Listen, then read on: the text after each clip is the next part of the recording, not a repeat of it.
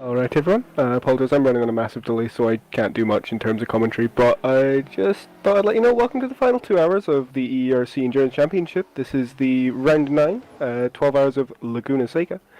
Currently, your LM-P2 field is being led by the number 21 in Mugen Sim Racing. That car is being commandeered by Christopher Kienick, followed by Zoltan Hives in the number 95 Orica DEAC Hackers car. In third place, you've got Bradley Sellers in the Orica 07 for Valley Esports, and then you've got Jake Dinahan in the number 87 Iris car. In fifth, and the final runner, is Jeff Close, currently driving in the number 86 Iris Automation car. And then for GT3s, you have Ferdy Rimmon driving in the BMW M6, I believe it is, followed by Stint Prinz in the Orica 720S for Fina Von Motorsport. I believe that to be the 444. After that is followed by Roland Zooks in the number 88, I believe, 650S for Mugen. And then Zoltan Toth for the DR3AM Team Endurance car in a McLaren 720S.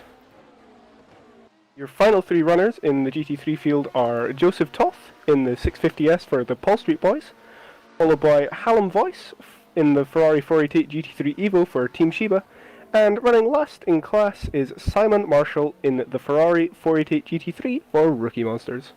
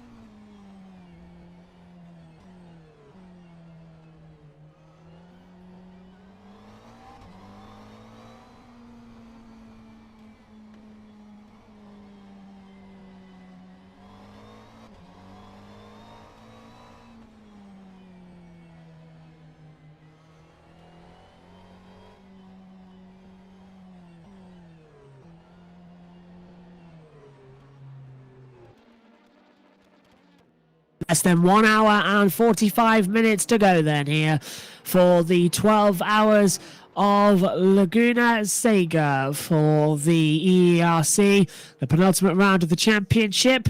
I'm Joshua Birch. Welcome back to commentary here alongside as we get ready for the night shift, or the graveyard shift as we call it as well. Joseph Toft just getting back in as well, winning 5th in class in the GT3 battles, just coming into the pit lane as well. 12 runners left in this race as well. 5 runners of them are from LM-P2 at the moment as well. The 21 Mugen Sim Racing has taken the lead away from earlier on, so that's a bad news for the Iris Automation, who are now 11 and 24 laps down as well. So they've had a shocker in the time that I've been away to come back in for the final stint. Admittedly, slightly later than planned, but congratulations to Ed as well for doing another mammoth commentary stint as well up here in the comms box. As we've got the Mugen Sim Racing 21 at the moment. Christopher Kayak is now at the wheel. He's lapping on a 1:11.585, so a nice decent time out there at the moment. Second in class there, the 444, or the 444 squad at the moment going on there. Further back as well with Martin Novalak, the GT3 McLaren 7205 as well. Just circulating out of the circuit, coming back in towards the last half of the sector. No rain, which is great news as well. I understand that Robert's also alongside in the comms box. I think he might be on a little break as well, as we get ready for the last stint. Championship will go on then by the looks of things as well to the next race at the 24 Hours of Spa in October as well. As Martin Novalak, we're just still seeing out there on the circuit. Got caught up now with the 2 LM-P2s as well. Can't see who they are currently on the driver tracker. It has stopped working. And everyone also is making the night shift go well as we call you towards the checkered flag here. BMW out front, leader in the GT3 as well, with Freddie Rearman on board the BMW Giovanna Iris Automation number 7. One of the 3 Iris Automation squads running, of course. And off goes one of the Ferraris. Back on track. Brief yellow. And as it stands as well, I'm being told by Chris as well, that as it stands, the Mugen 21 will win the LMP2 Championship by half a point. That is unbelievable. So it is with this victory here, with the 21 on that 4.88, with just, as I said, 90 minutes to go, they're going to win this title by half a point. Thanks, Chris. You had to remind me of that in an hour and 44 minutes time. I'm going to write that down though on my post-it notes I'm going to put in the comms box, so don't worry, I will remember that one as well. Now if they win it by half a point. That's just showing off, isn't it, really?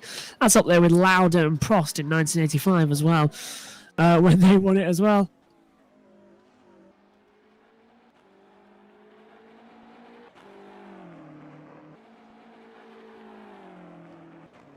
I'm literally writing that down in the box.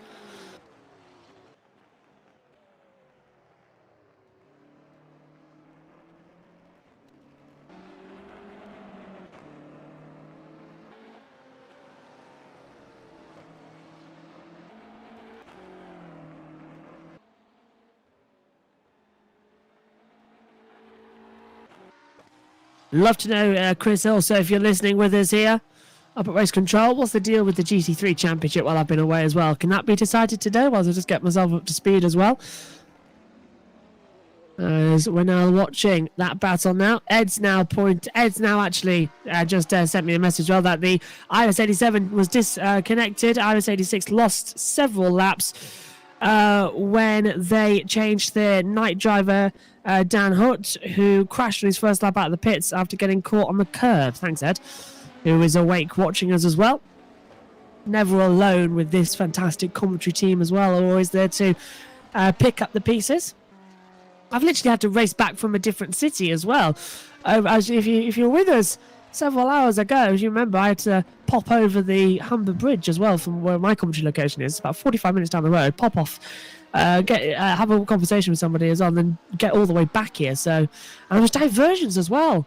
Diversions up at Immingham as well. Had to go all the way back round through Healing as well to get back. So, took an extra 20 minutes or so. That's why I'm late back to the box. But definitely a nice evening in Hull as well.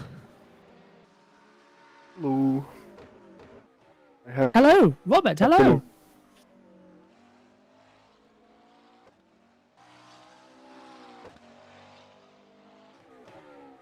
Did I miss anything in the 15 minutes I had to take off, or No, everything been pretty much easy going? everything's pretty much been the same. Very good. Rob, nothing's really that changed that much. Still 12 runners left. No one's really changed positions. And I had to go check on my drivers because they're all, yeah. Absolutely. How are they doing? Then they all good? Well, I'm currently basically doing. Well, I was driving in the number 90 valley for some stints where it took me 3.5 hours to finally get comfortable in the car, and then I had half an hour before I was back out the car. That was. Oof. And I've also been looking over the last running Ferrari, the Rookie Monsters entry without a skin or anything. Yeah. That was they've been having a pretty torrid, probably the word I'd use to describe how that's been going for them. I believe they had a wheel disconnect on the first lap, so they had to do their first lap on a keyboard to get it into the pit lane so that somebody could come take over. That talk about skill as well to get it back on the keyboard. Oh, That's unbelievable as well. that's fine. These GT3s, they have button brakes anyway. We're just watching the Ferrari right now out there on the circuit as well, actually. Simon Marshall out hot lapping, is he? I think so. Yes, you are correct.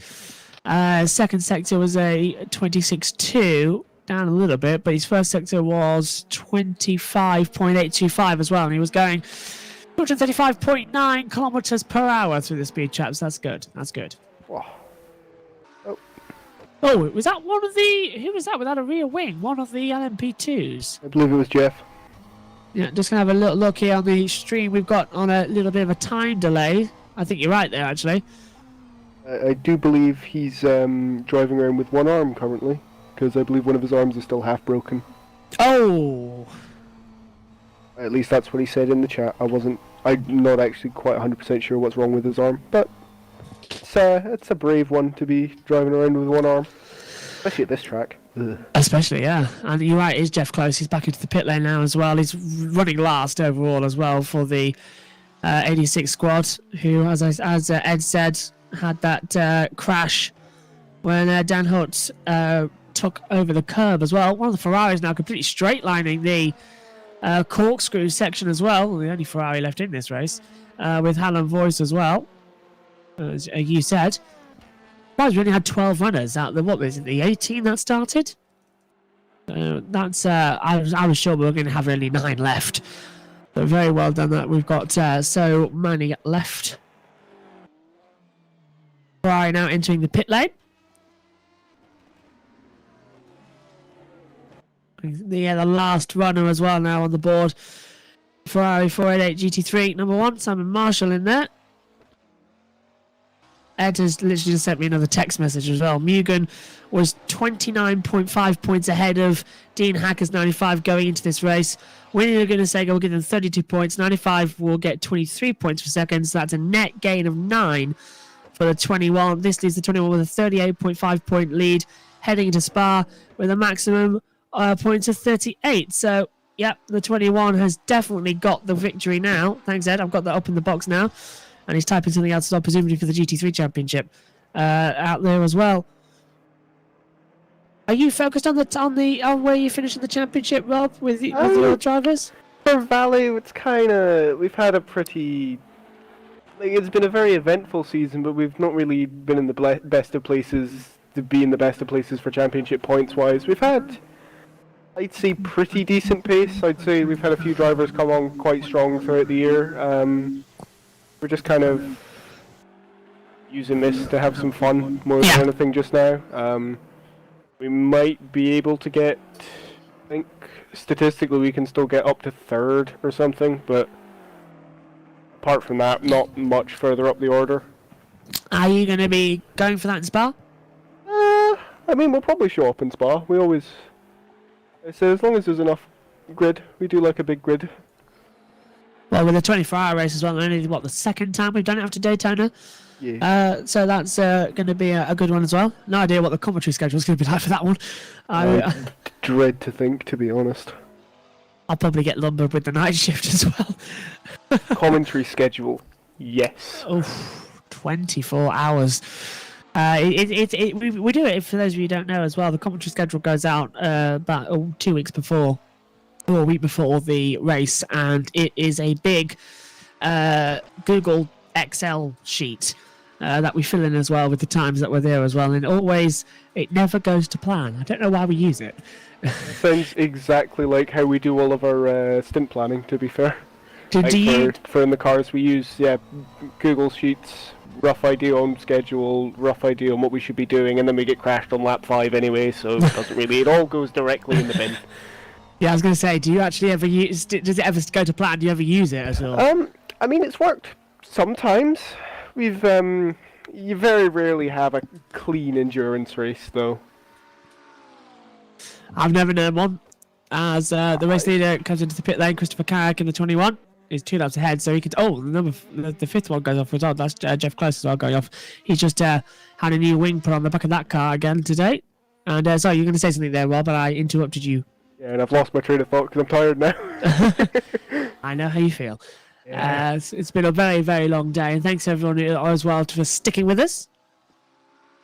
And hopefully you enjoyed the zen of just listening to the cars as well for a while. The gravel be picked up because everybody is just cutting the crap out of the track. Yeah, race control might not like that, although Chris Tompkins says that we haven't had an update apparently on the Discord in the stewards chat since 9:02. I don't think there's been any need to, unfortunately. We don't really enforce the track limits beyond what the game deems necessary. It's kind of like the auto pressure plate kind of thing. You go over there, you get done. No matter exactly what you do, the game will automatically put a penalty up as well. Exactly. So coming up on and 1 hour and 30 to go, so 90 minutes. If you're watching on with us as well, you can start your countdown clocks as well. There's one at the top of the screen, and if you want to set an alarm as well to wake up for the end of the race, don't stay with us because there's a lot to go on for, and definitely as well. The champions of LM-P2 coming up as well. Ed just texted me as well for the GT3. The Mugen 88 was 40 points ahead of the Iris number 7. Iris winning with 88 getting 19 points for third means they cut the points down to 13. So going to Spa, they will just be 28 points behind. So it looks like that GT3 battle will go on to the Spa 24-hour race. Unusual, we thought the GT3 would be the one that gets decided today, not the LM-P2. So that has swung around. We won't have a dead rubber race for 24 hours. It will definitely mean something for the title, which is great news. I think so. It's always nice to have at least something else going on in the background. Rather Definitely.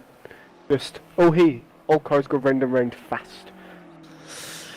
And if you do that as well without anything to play for as well, it does get very boring and tends to also get very... Oh, we've got a spinner, and that's third in class as well. It's Bradley Sears in the Valley Esports number 90. Are the wings still attached? Yes. That's fine then. He can drive around like that, and I won't go and interrupt him.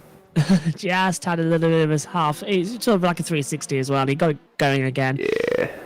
Looks like the corner before the corkscrew, is it? Yes, yeah. So that'll be 10. Too much curve. Yeah. Or you've yeah, you hit the anti-cut on the inside, and it kind of just throws the whole thing in the air. We've seen a lot of times today as well. Cars flying at the corkscrew. Have your cars done any of that today? They're flying over. I think we've been pretty close. It's quite hard to tell. We're definitely not jumping it, but I think we definitely skipped the rear off the ground. Because there's a few times where you just kind of turn in, it just spins up both rear wheels, and then it lands and spears off in a random direction. Yeah. Which is always fun to try and correct. Ed has now responded as well. Obviously, he's not in the comms box at the moment, but he's texting saying, "As for Spa, don't worry, I won't force you to do the night shift. I think the plan was to get on Australian commentators to fill in, but we couldn't convince any to fill in, so we usually just go to bed and then commentate again in the morning." Don't worry, Ed. I think I can be of assistance there with Got getting enough some energy content. drinks to make his heart explode. Yeah, well, my heart rate already this evening went up to 195 at one point as Jesus. well. I know. Jesus. That was a stressful. Well, I was running around trying to find the place I needed to be, and it went up to 195. I was like, blimey. And of course, what is it? A friend of mine who was with told me that it's 220 is the maximum, and then it's minus your age, so 22 off. Yeah, so roughly. that would be 198 is my maximum beats per minute, and I was at 195. So I was 3 or 4 away from death, practically. Very good. So yeah. I've stared death in the face tonight, and that's been in Hull. That's always the way to go. In Hull. In Hull. Well, isn't that a standard everyday occurrence in Hull? No, I wouldn't know, to be fair. I had to travel to Hull. So I've had one hell of a day as well. I had to leave the commentary box at 7:30 UK time as well, and then get back to Hull for an 8:30 appointment. So got that there, and then signed in everything, got all that done as well. Only to then be taken out of where I needed to be, go back to the other place. That was when I was running around trying to find everything. And, rising up for 190, and then get all the way back. And then on the way back, on the road, there was a diversion. So we had to go through Immingham. So that took an extra 20 minutes to get back to the comms box. So it has been a wild ride. That's why I was a bit late back. Flying around like a bit of a headless chicken all day. Yeah. And Chris... Open the door and breathe. And Chris has said as well, Hull is by far the worst place I've been in my life, and I'm from Birmingham. Oh wait, he's from Oh no. Oh dear. Thanks, Chris. Well, Yeah. thanks or not thanks, it depends how you feel. Oh, Jeff's won again. Oh yeah, I had a little spin. I don't think we hit the wall this time. Very, very lucky, yeah. He's down in 5th place anyway. He can cruise around. The important thing as well, he doesn't go... he's 5 laps ahead. Sorry, I'm reading that screen wrong.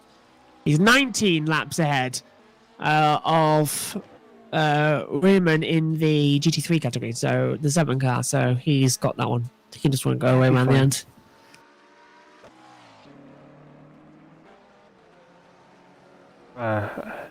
Yes, after dealing with the traffic of just like 10 GT3s, I'm very much glad we didn't have a packed grid for this race, or it would have been awful.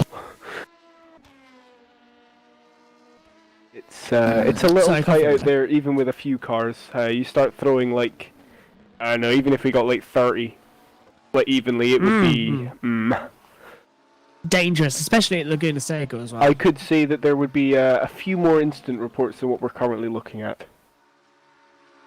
Oh, for sure, yeah. And there would at least be 3 cars have been shot clean out into the wilderness beyond. That's happened a lot, hasn't it? Has your cars had any of those being thrown out there? We've had mostly self-inflicted injuries this race, to be fair. I believe we got boshed at the start, which kind of hurt, and drove around for a couple hours with a pretty broken car, got it unbroken, and then proceeded to just break it straight away again, so... It's always the way, isn't it? Yeah. It is. It's like the 24-hour race we did at Le Mans, where I got a car just kind of arrive backwards into me. Ow. And gave me front end damage and front left suspension damage. So I'm like, oh, okay, this car is now very bent. I'm going to pit and repair it. I come into pit lane, and just as I finish up my repairs and start moving again, a GT just drives into my corner and gives me the exact same damage that I just repaired. That was mwah.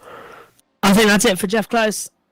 He stopped and returned to the pit lane with assistance, and the car looks like it's parked, and I think my screen still reading it as it's still reading as 15 laps down. We'll confirm if yours is reading DNF or not. I'm reading him as DNF, I believe. So it's DNF. Game over. Is he going to be? Is it? It's not a disconnection either. So, yeah, DNF. So it looks like they've given up on the IS Automation 86 squad then, with Jeff Close at the wheel. And another heartbreak. We're down to 4 runners in LM-P2, 7 runners in GT3, and 11 runners overall. And the engine blew. Yeah, Jeff Close's engine has blown on the 86. They are out of the 12 hours of Laguna Seca with 1 hour and 23 to go. Oh no. That does me a concern. As long as it was like a double downshift or something, I'd be... Oh no. Smoke was blowing over the back, from what Ed's saying as well. Big shame for the pole sitters, he says. Absolutely as well. Because they were running really, really well as well late in the second half of the race with different strategies, different stints, got to the front, and we're running really, really well. So is that a worry now for your guys out there if those engines are starting to blow? No, I've just heard confirmation that Jeff managed to put the car in first. Oh, that's good news then. Yeah, because after we've had, we've had some problematic times with the Orica's engine life as of late, where it has just been randomly ceasing to, go forwards. But we're not really quite sure why. It's just like it runs out of engine life before 24 hours is up. Oof. And it's, it's a little disappointing, but... I think they're going to be let back in. Yeah, I believe so. Since it's only happened once. Yeah, you're seeing the same thing I am, yeah. So I think they're going to come back in. I'm sure Chris will send us a poke as well if needs be. So, yeah. Sorry, I'm just reading the general chat and it's... Got the same one, yeah. I've already got one.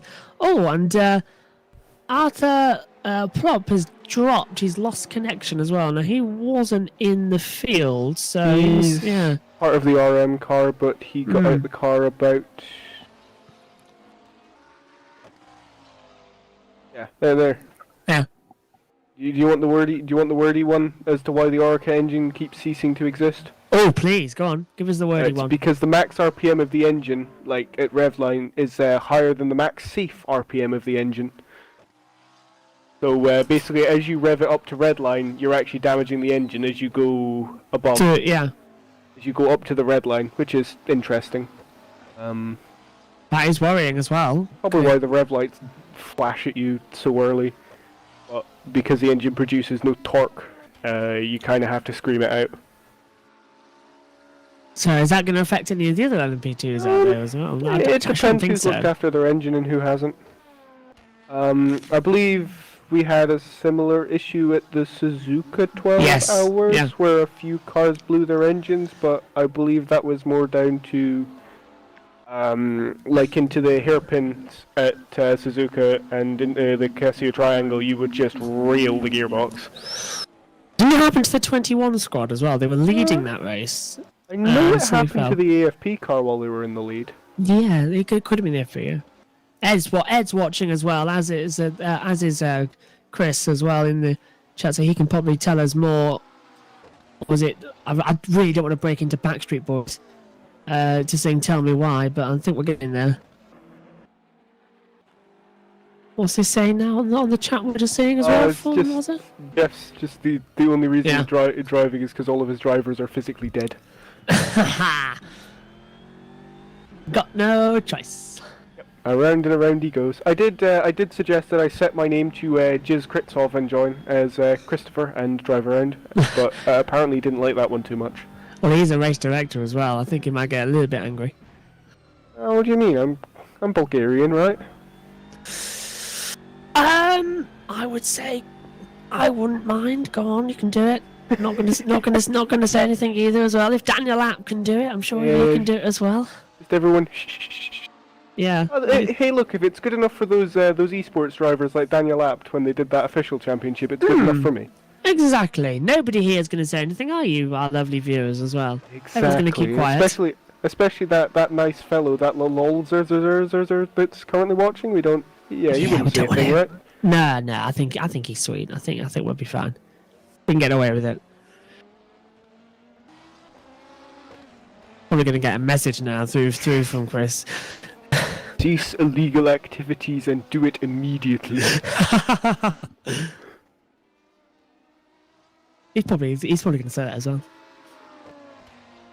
Fast lap times at the moment. I'm trying to have a quick look on the board. It's Jake Dennon with a 1:12.777, as far as I can tell, which is the fast lap at the track. Running fourth in the Iris Automation 87. Yeah, that car's pretty much been setting the pace all weekend, to be fair. Both the Iris cars have been incredibly fast. Go on. Obviously, you know, I don't know how much preparation half these guys have done. I know how much we've done and how much other guys, and a few other guys have done, but that's about it, if that makes sense. Completely. Talk us through then. What kind of preparation? Obviously, you can't reveal too much. But what type of preparation do you do coming into a race weekend? How much testing do you put in? It really depends. You know, for this one, we only managed to get. I think I did like 20 laps of practice total before hopping in the car. Is that enough? Because I know some drivers say 5 is usually good. It depends if you've driven the track and car combo before, and considering I downloaded Laguna Seca yesterday, definitely I'd say no. But yeah, I kind of chose a setup that we'd run at a track that was similar. I think we chose a Sebring setup, if my memory serves me correct. And kind of used that, tweaked a couple of things, and yeah. Unfortunately, we kind of we didn't get enough time to do any long running to check to make sure that it wasn't, you know, going to just orc halfway through the stint. And it kind of does. We kind of gave it too little front end, and it just doesn't turn into any corner. Have you changed that throughout the race then, or you just? We don't have enough options to change. And changing the pit menu is the rear wing. Tire pressures, but if you're not running minimum tire pressures, you're doing it wrong. And how many people here also are running the similar setup to you out there as well? I very much doubt there's many people running a similar setup to what we run. It's unique. That's a very polite way of putting how I feel about the setup that I made. Should we call it the Nikita Mazepin setup? No, because it physically won't spin. Oh, right, okay. Okay, how about the Pastor Maldonado setup? Yeah. I'll do it, right. It doesn't stop, it doesn't turn, but it won't spin, so I guess that's that. Yeah, sounds like Maldonado. Yeah, apparently it's very easy to drive as long as you're driving it about a second off pace. Definitely sounds like Maldonado. I tell you what though, Lozda, as is Chris also as well, says "you what" in the chat. So he's very clearly heard what we were on about there. It's all right, Chris. It's okay. We're trying to help. I tell you what, also our statman Ed, also who's been in a mega co-com and com shift as well. Ed's put in as well, just texted me saying the AFP 99 and Iris 87 both retired very close together at Suzuka, and they caused a code 80 which let the 90 Valet and 95 DEAC hackers cars jump both Mugen cars as well. So that's what happened back on... Ow, I've just stabbed myself with a pen, that's nice. That's what happened back in Suzuka, from what we were talking about a couple of moments ago. In answer to what you say there with the drag racing setup, Chris, you're actually incorrect because it's so horrifically slow in a straight line as well because we're running like way more wing than we should. So that's also causing them more problems as well because the elevation change here is different. It's just a little unbalanced. It's actually, like I say, it's not a bad car to drive, we just don't think it's fast. But also, we don't know whether that's because we're not prepared or the car's not prepared or all of the above. Probably all of the above. Zoltan Toth had a spin a couple of moments ago while I was reading out what Ed was saying. He's going again. Yep. So, is this going to help you at all for Spa then? With the elevation changes we see there as well, up at obviously Eau Rouge and Radion, down through Old Malmedy and Puong and all that, and Stavalo. Is this track here, they're going to say, sort of like now a test session for you to get the right setup going into Spa? Not really. The tracks have kind of different properties. Like the big thing is the elevation changes always end quite sharply. Like there's a lot of bounce. It's why we chose a Sebring setup as the base, because we wanted to keep the front end from like not smashing the ground. Because we did try dropping the front end and from lower than what it was. Wow, that was the worst English I think I've produced. And basically what would happen is the corner after the corkscrew, yes, it would basically hit the ground on the middle of the floor and both front wheels would come off the ground and it would just fly off into the wall. Which was an interesting experience when I first turned in and the front wheels just kind of went light on the first paper and I'm like, huh, either my wheels just failed or our wheels aren't. Yeah, not turning it at all. I think we saw that at some point actually. Yeah, I think we had that. Yeah, it's unfortunate. But no, we've kind of we kind of put ourselves in a box with the setup, but I think it's more us not really driving. We haven't driven this car. Well, I haven't driven this car since. Well, what was the race before Korea? Mugello, was it? Mugello. Yeah, I haven't driven the standard Orica since Mugello, and so I haven't been in the box since Mugello. So it's all right. I had a career off due to 24-hour Le Mans. For GES, or are we not talking of other series here? Oh no, I was on about WEC, the actual. Oh right, sorry, my brain's just somewhere else. Yeah, that was. So it's apparently past my bedtime. I don't know if it's 1 o'clock in the morning in the UK. I was away doing the actual Le Mans 24 hours, 24 hours of commentating as well, and that was a unique one. I imagine so. 12 hours live we did, 12 hours we did in highlights, but what many people don't realise is the fact is that I was in here for 24 hours commentating. The 12 hours we did, we sort of broke it up into 2 hours, 2 hours, 2 hours, and 4 hours, and that long. And what many people don't realise is the fact is that we may have been going on and off air, and then you lot watch the highlights, but I was in this box for 24 hours talking about everything that happened, and then I was immediately finishing that hour, transferring it off the computer, putting it onto the MacBook, editing, processing as well, to get out the next highlights as well. So I was constantly on it that day as well. How does it compare to like doing this, just for my own morbid curiosity? This is actually a lot easier for me because all I've got to do is for this is sit in the commentary box, watch the pictures, keep an eye on the timing screen. So it's more like a normal commentary for this. Yes. It's more prep actually than Le Mans because you're focusing on cars you might not recognise. They changed livery race to race. You've got to know different tracks as well and different regulations. But this, I described it earlier on actually.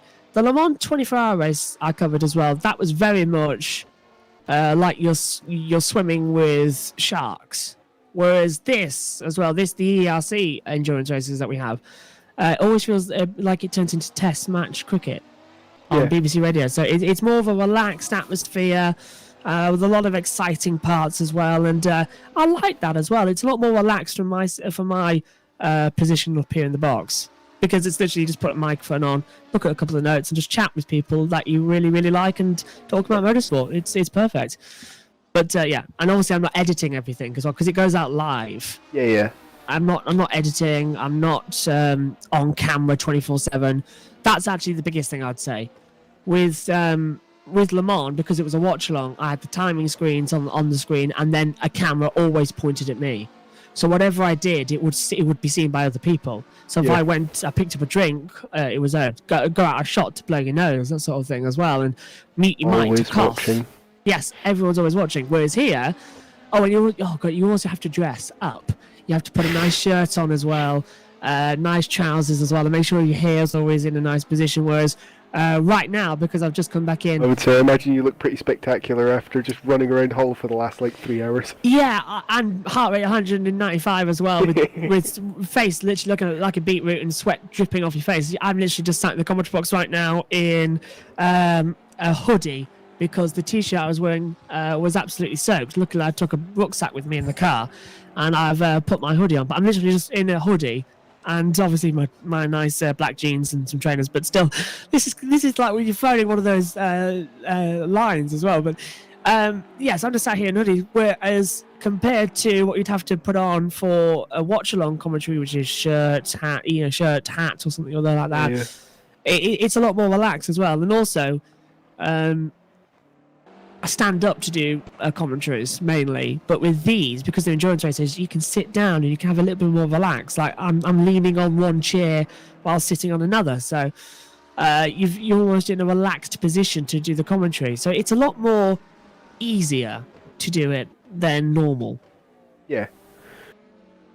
It's just a slightly less stressful experience.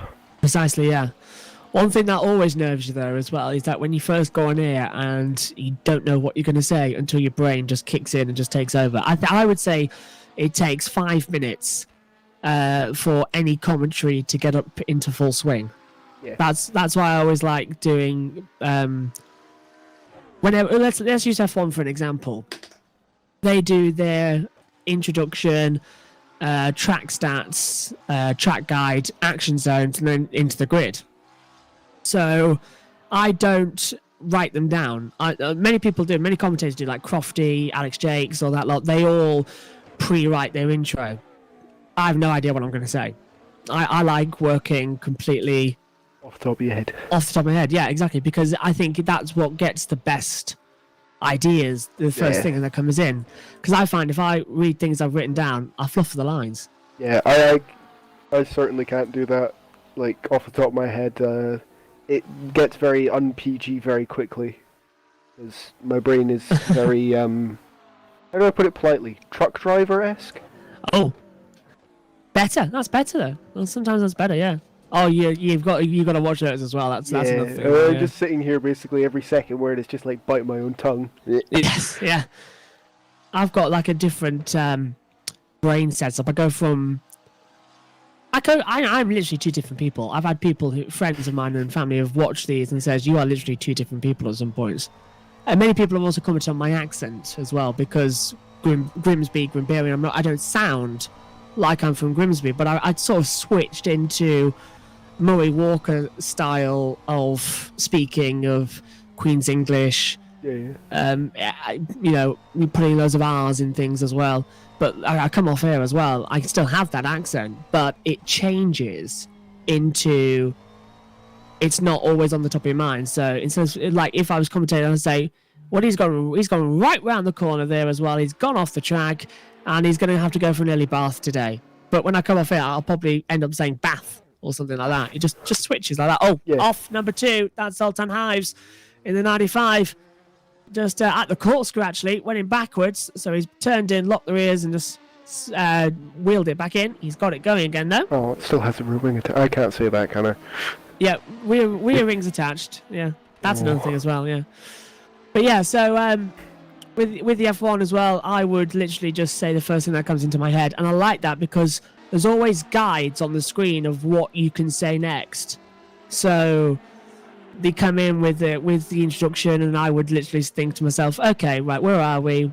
Let's say it was Italy, so we're in Italy, it's Ferrari, it's the Tifosi are back as well, so I would probably go, okay, welcome to Monza, the Temple of Speed, home of the Tifosi, back after a year away, and so on, and that'll take me through the first 30 seconds, then track stats pop up, read them out, action zones as well, elevation changes on the track, just guide you through it. And then by the time you get to the grid, the grid's probably the easiest thing you do, because you're just reading out the names, making them sound a bit more dramatic, like your who's that, the American announcer as well, for the wrestling matches, Michael something or other. I can't remember his last name.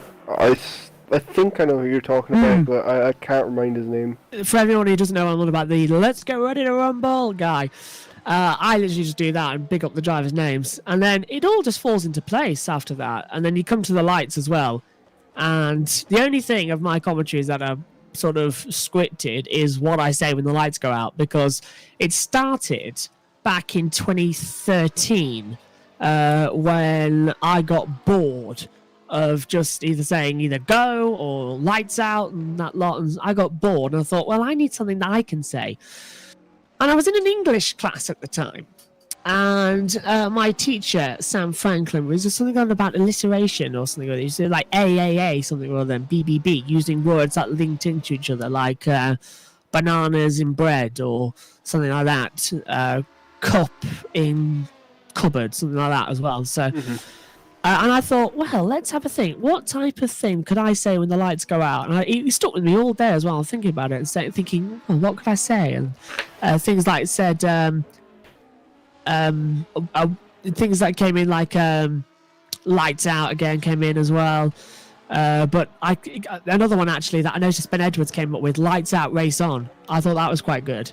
Because you want something that's short, obviously. Yeah. You don't want it to go on, but you also want it to be punchy. Precisely, yeah. So I came up with after around, because it was Australia, the first race at the end, the alliteration was still going around in my mind. So I come up with action in Australia. I thought it was great. When the lights would come on, all five, and I'll go action in Australia. And unfortunately, I liked it so much that I tried it again in Kuala Lumpur the next week for race 2. So I said action in Kuala Lumpur, and I thought, hello, I've got something here. And we've got a Ferrari off, and it's the last one. It's Simon Marshall as well in the number 1, just having a spin, and he hasn't taken off the rear wing. Actually, he's in the penultimate corner before the corkscrew, so he should get it back out. Oh, the leader's coming through in the GT3 class, and he's got it back out again. So that's good news there that he hasn't taken off the wing, as Jake Dennon comes into the pit lane now in the Iris Automation 87.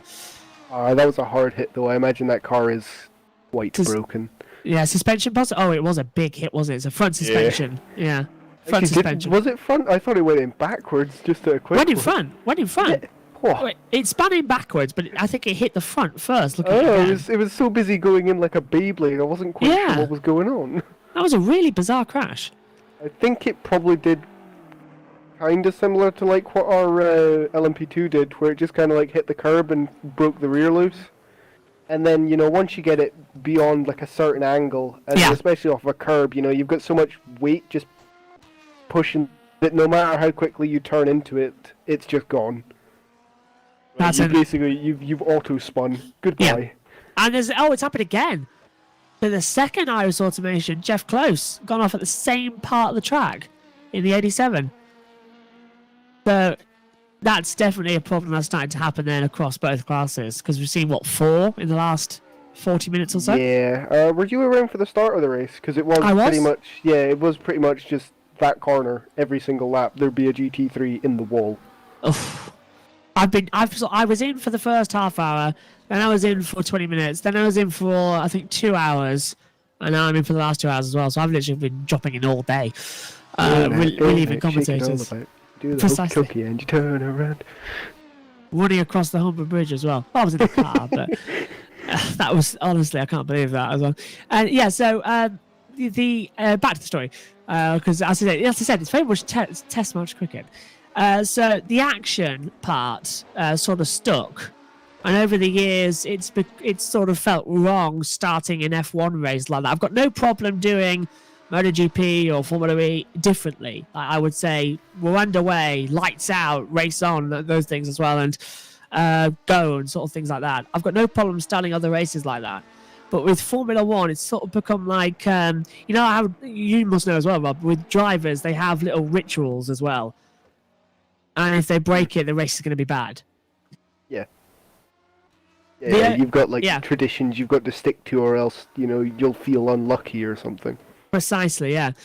And the only 3 times I haven't said action in a race so far was going backwards. Belgium this year, because there just was not a way to say action, because the race... There was no action. There wasn't any action, no, so I couldn't say it. Because we started into the safety car in the pit lane, and it was red flag before we went green. So under safety car starts, I would wait until the green flags were out and the race was officially on. I would go action. and start the race. But yeah, so I couldn't say that. Bahrain 2021. So the first race of this year, I didn't say it, but I did. Because we've got Jeff Close is round again in the number 87 Iris Automation. Don't know where he is this time on the track. I think he's on the run up towards the corkscrew, actually. No, yes, run up towards the corkscrew, I think. Same corner. Yeah. Oh, and who's this back in the pit lane? Oh, it's the number 7. Okay, so it's Freddie Rimman who's back in for the Giovanni Iris Automation. So, so I didn't say it in Bahrain this year either because I always said to myself as well, the first race after Murray had died, I would say, go, go, go. Start the race. It's like a tribute to him. And I was really annoyed that none of the other commentators decided to do that. So he obviously died during testing, and 2 weeks later it was race 1. So I thought, okay, let's try and work it in. So I did something very clever. I said all the cars lined up on the grid, and we're about to have action in Bahrain. So I got mine in. Then the lights came on. I did 3 lights, 4 lights, all 5 lights were on, and then I went go, go, go, and that turned out to be a great race. And the other one was back in when was it? Silverstone last year, 2019. It was the first race we ever covered live on YouTube in a watch along, and my sort of excitement got over the top of me as well. So I unfortunately, when the lights went out, I said the British Grand Prix is go. So I got over the top, and then immediately realised what I'd done and said action at Silverstone. Yeah. Oh, it happened again. I've just remembered, you've popped in my head. Mexico 2018, it happened as well. I decided I was going to do a very quiet start as well because it was 8 o'clock at night in the UK, 9 o'clock even, I think, for that one, because it was at a ridiculous time. So it was very late as well. There was the neighbour next door was ill as well, so I thought, okay, let's do a quiet start. Let's do a Ben Edwards style of not shouty like how you normally do it. Let's do a Ben Edwards style of talking through what's happening, still elevate your voice, but see what's happening. And unfortunately, I got so into it that I fell into the Ben Edwards trap completely because the lights came on, and I said, "Who's going to be champion today?" Lights out, away we go. And I went, "Oh, what have I done?" Oh no. Yeah, I went too much into Ben, so I literally said, "Lights out, away we go." And I thought, "Oh no." So I said immediately, action in Mexico City. But I completely fluffed that one as well. And it's just like, it's little things like that you just don't like to break and you always work up to. I've tweaked it. It's not just action. I usually say, it's action, and it's action. It's whatever, just as long as it's got action in, I'm fine. And as long as it goes with the mood. Precisely, yeah. You've got to go with it as well. If it's a nervous start, like in where were we? Emilia Romagna, where everyone was lined up in wet conditions and no one knew what was going to happen. I went action in Imola, sort of very dramatic as well. Mm-hmm. And then Silverstone, I just went all out for it.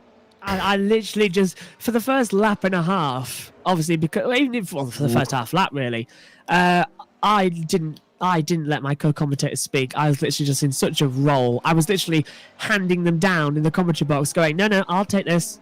Yes, I know. I was thought as well, because they always point to a yellow flag on the monitor if it pops up. And I can always see it because they're right in front of me.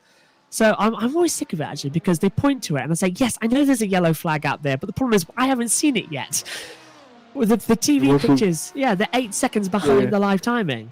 So I'm like, I haven't seen it yet.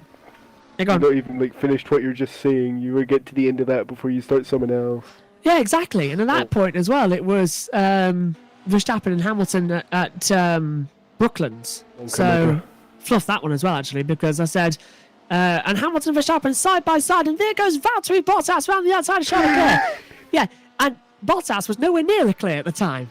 So that I was a bit angry at that one, but then because that was at the time, I had my eye line distracted because the yellow flag had popped up for the accident that was happening in about 8 seconds time, which was the Hamilton Verstappen crash. Yeah, you focused on it for 2 seconds and lost your train of thought's the wrong word, but you know what I mean. You lost where you were. Yeah, and concentration as well. It's not just key for drivers; it's key for commentators, key for stewards as well. You can never take your eye off the ball. No, for sure. That's it. So yeah, that's a long-winded story, but you need something to talk about in the last hour. But yeah, that's how it goes really. And one little distraction, and it throws you off. And I think that's must have been what happened to Murray all those years as well, in the terms of the fact all the mistakes he ever made as well. That must have been his eye line got distracted by something as well, or someone was talking in his ears, because it's very easy to be put off your game. I've come to the conclusion that the car running last is currently basically just doing quali laps. I agree. 122.386 as well. Well, if we also want to look at the stints, he's done a 5-lap stint, a 5-lap stint, a 4-lap stint, a 6-lap stint, a 3-lap stint, a 3-lap stint, a 3-lap stint, a 4-lap stint, a 4-lap stint, a 6-lap stint, and then a 3-lap stint. And we've gone on to another set of tyres as well. Absolutely, there you go. Glad I'm not paying that tyre bill. Well, there will be Dunlops, won't there, for GT3 cars? So yeah, let's not pay Dunlop any money. What's going on here in the group chat at the moment? Jay Denner is saying, I only got in again because I wanted fastest lap. Job done. That's why he was there. I mean, he certainly did that. He went fast and is now no longer in the car, so... Job done for him. Yep. Round of applause. 52 minutes to go. Going to one monitor, 526 laps. That is blown my... Yeah, that's... Yeah, 526 according to mine. What's yours? Yeah, no, I think I've got 526 as well. I'm more just trying to think of roughly how many laps it's going to be at the end. It's going to be round about 560-ish. Oh, that's disappointing. I was hoping we would have it as a nice round number. In fact, I was hoping it would be 500. Yeah, apparently we've all gone a bit too fast for that. Definitely, 27 laps. Maybe we should have made it an 11-hour race. No, even that wouldn't have covered it, to be fair. No. Moves that into the pit lane. Zoltan Toff as well, who is only 4 laps ahead of Joseph Toth, who's in P10 as well on the board. So it's all closing up. Ed sent me a picture of his next Lego project. It looks like a Williams. It is a Williams, and it's George Russell.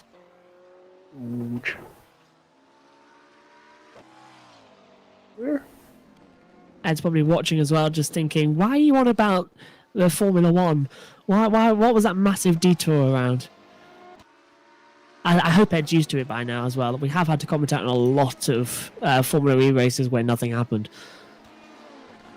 Oh, and they're in a train. Yeah, we go. Which one? What we're watching on now, or the Formula E? No, Formula E. Yeah. Got so complicated in the last... Oh, spinner! Oh no. I can't tell you who it is on that picture. It looks quite dark to me. No, can't see the number. And it flicked away before it came to us. Stopped at the inside of the final corner was Christopher Koenig. Oh, race leader! 21 Mugen.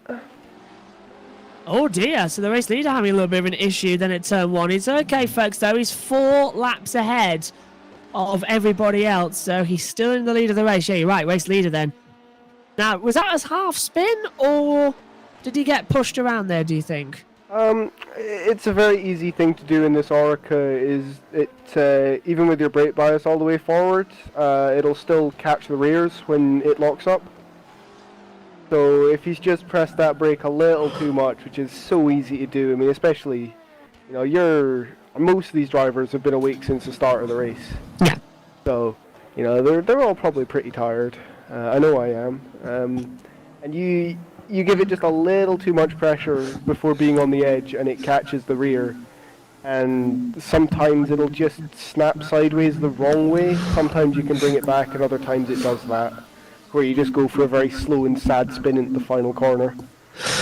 So we've had 2 8-hour races in a row. Now we've had the Laguna Seca 12-hour. What is your thinking of what's going to happen when we get to the 24 hours? How do you mentally prepare for that one?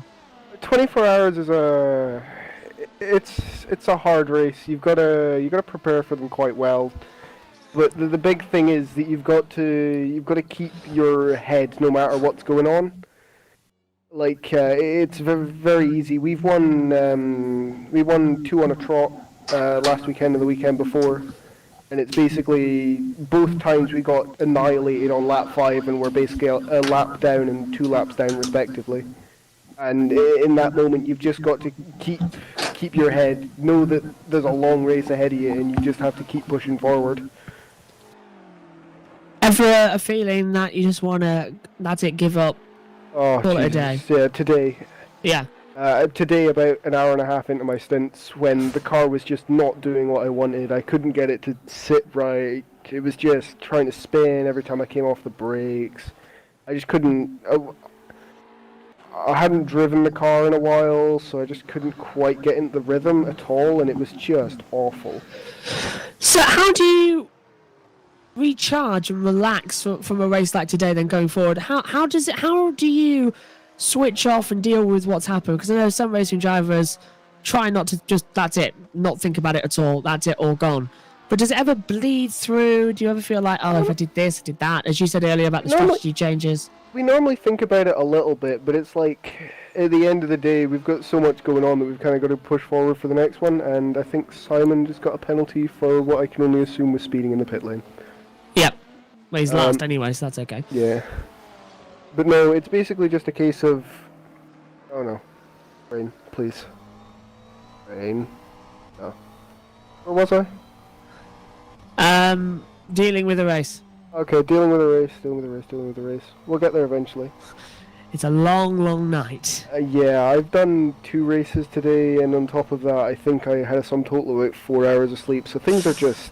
You absolutely need to relax. You know when everything's just a little fuzzy around the edges? Yes. That's kind of how I feel right now. I completely get you. I get that after all the 24-hour races. We'll come. So I know exactly how you feel then, mate. Yeah, that is a hard one. No, after a race, we will look over it like half an hour to an hour after it. We'll kind of talk about it, how it went, and then afterwards it'll just be a case of on the next one. You know, what happened, whether it's good, bad, and different. On the next one. The Ferrari, the GT301 keeps coming into the pit lane lap after lap. This is the second lap in a row it's come down pit lane. I think that'll be it serving its penalty. Yeah. Stop goes. There'll be a That's actually quite interesting. There is no line on the track where you need to have your pit limiter engaged by. It's just that big stack of tyres on the right. Is that what was in the driver's briefing this morning then? Just telling you where? I think so. Well, I say this morning, yesterday morning. Yesterday morning for those watching in the UK. Jeff close into the pit lane again, as you say, there, Rob, in the 86. Unusual pit lane to what we normally have as well for motorsports, because this we're using the IndyCar and NASCAR pit lane as well. So it's not the usual boxes that we have at tracks like Suzuka, Le Mans, even Mugello, Korea. Yes, the only way I can describe this pit entry is cursed. Yeah, it's Adelaide. I'm very much glad that we haven't had to try and go into there at the same time as a GT, because I imagine that would all end very well. Is that how that left into the pit lane faster than we can? So I think that's how LM-P2s are made. Yes, maybe. I can hear foghorns in the background over my earphones as Joseph Toss into pit lane in the McLaren PSB 753 squad. 40 lap stint, looks like a standard scheduled stop. And this will be their last one as well, with 45 minutes left on the board. Not looking forward to today. I'm just gonna tomorrow, weren't you? I was literally about to say tomorrow. I'm just having a quick look and see what the MotoGP times are, and I don't think they're going to be favourable to me. That in 6 hours and 14 minutes, Moto3 starts their warm sessions. Ah, yes. We need sleep. Just would it be totally bad if I missed them? I don't need to do them. Do I want more sleep? Or how do I feel? Yeah. Yeah, I know that one. I think I've got a lot to do before. I can't just get up and do the motor.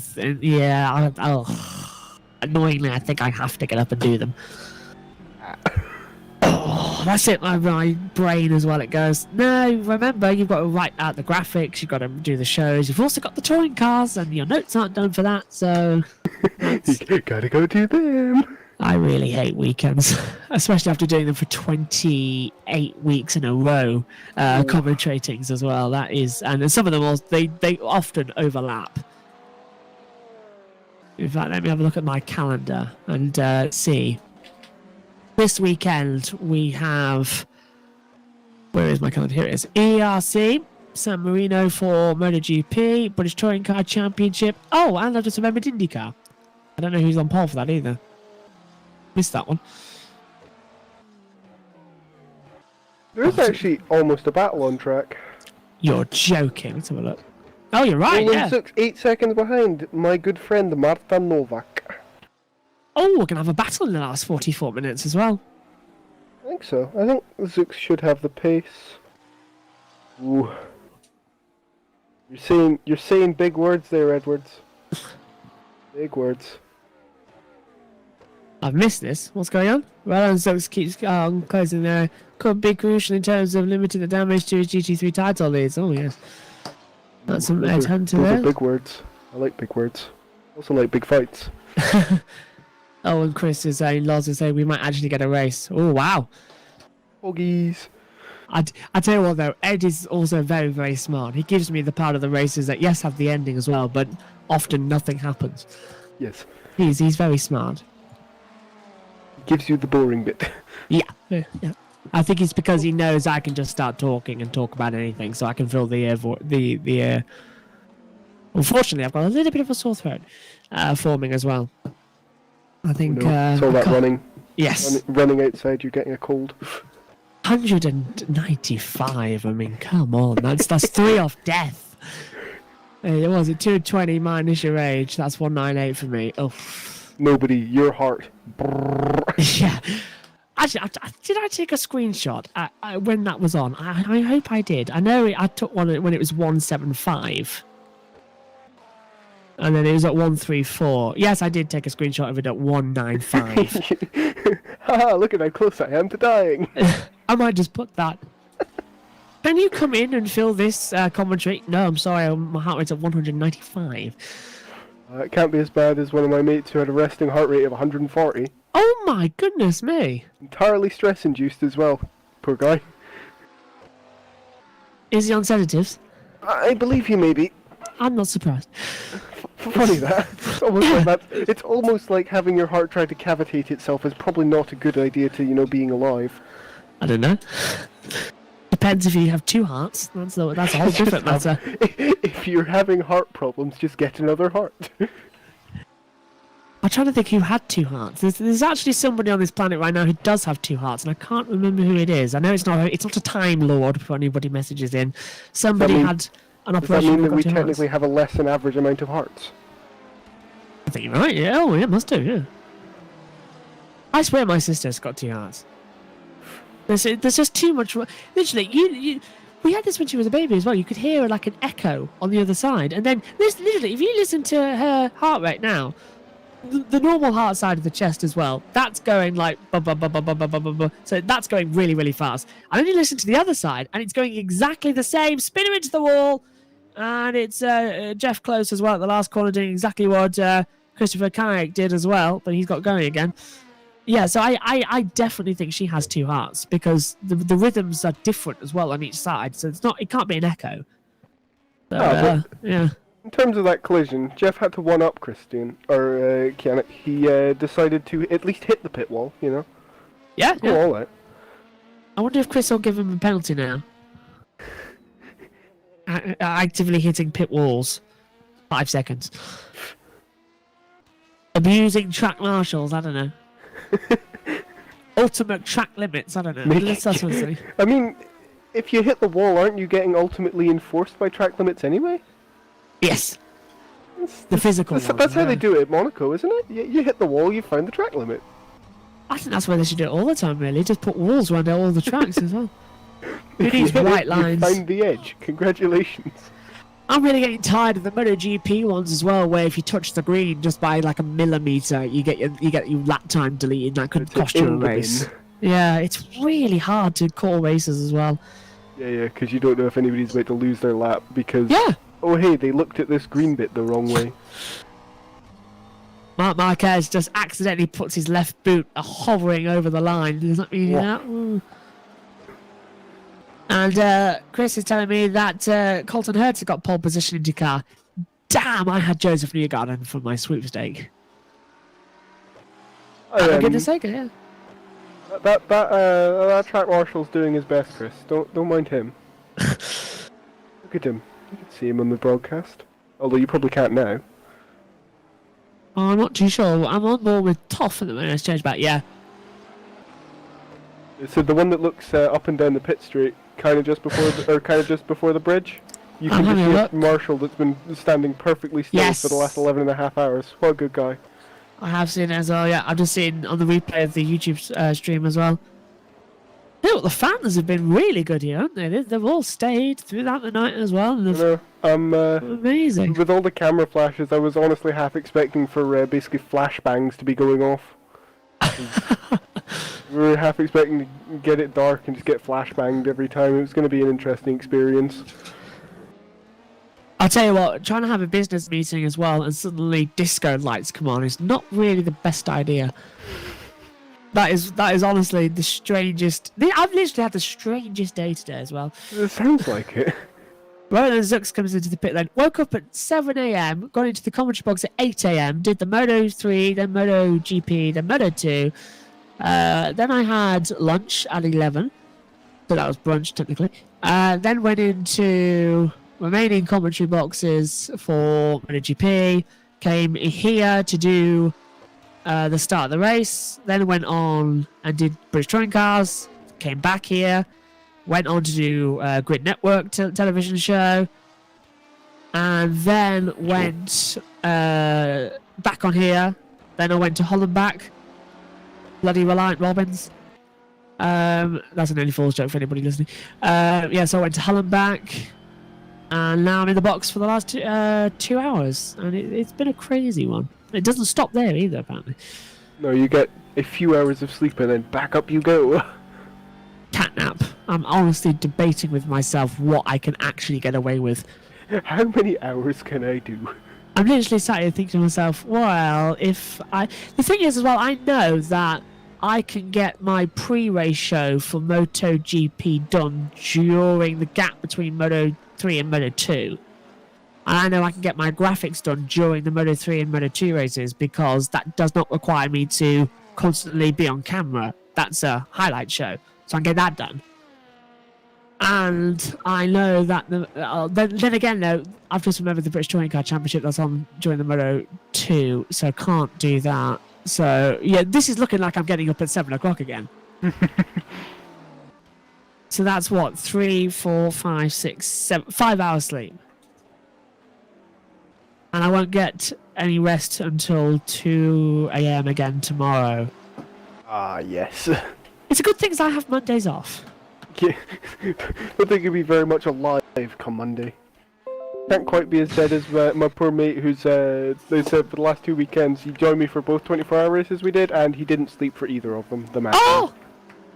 Can I borrow whatever he had to keep awake? I'm not quite sure how he was... I mean, actually, no, that's a lie. I stayed awake with him for the whole time for the first one because there was an issue where we kept having brake disc failure. Ah! So we basically needed someone on standby at all points just in case a brake disc went bang.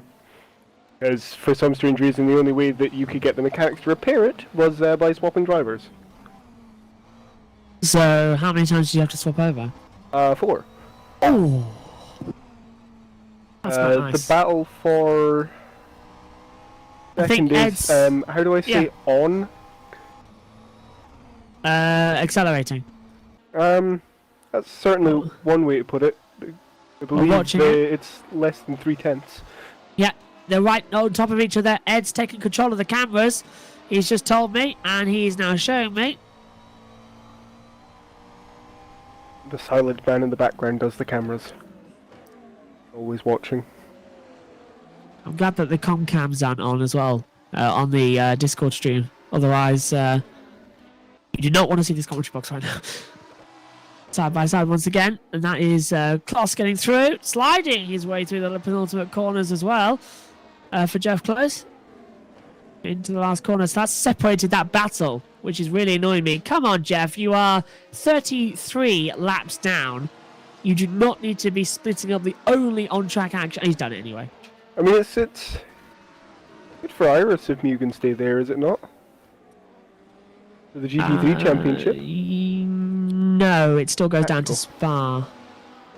Yeah, but it makes it closer, does it not? Because I thought the Mugen was leading. Or am I stupid? It would reduce it, according to Ed, it would reduce it to 28 points if they stay where they are. But that's might not going to happen because he's sending it up the inside. That was a very late call as well. 2-3 in the GT3 crowd. Goes side by side. Dives up the inside. Nice little move in the end. And that was a good move from the McLaren. Gets back ahead. So that is the Mugen going back. Sorry, the Mugen going backwards as well. The McLaren of Martin Novak going forward. The Mugen Sim Racing 88 dropping back. Was he dropped up? I can't tell on the monitors. Can you tell there, Robert? I am not 100% sure currently. I believe Roland has the position ahead of Martin though. I think that was a pass on track. Yep. Mugen got through. Thank you, Ed. It's hard to tell without the timing graphics updating quite quickly. So yeah, Mugen got through. But LM-P2 getting in the way didn't help matters as well with the darkness. Yeah, it just slowed Martin up enough that the Mugen was able to get a good run on him. Chris is saying, I'm just waiting to get woken up by people moving into the empty rooms in my uni accommodation. Currently the only one here out of 6 rooms. Oof. Of course it was the first day back, wasn't it? Or first day there for many people today. Oh, I am an absolute buffoon, aren't I? I went to Hull on a day that everybody was back from university. I didn't twig that. I did not twig that at all. But everybody... no wonder it was so packed as well. Everybody was out there on a Saturday night because... Hold on a sec. There's something else just booked me there. How come everybody's been telling me that a friend of mine who was at university tomorrow, that's a Monday, but it's Saturday? So only today is Sunday. Sunday now. What on earth have they been? What on earth has my family been on this weekend? Honestly, dear me. They go on a Sunday. Oh, I don't know. I don't even know what day it is anymore. Yeah, no, it's. I look outside. The sky is dark. I assume it is somewhere around about night time. It's 1:39 in the morning on a Sunday.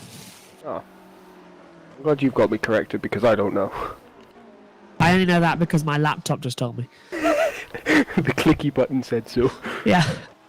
Magic woman in laptop told me time. Very good.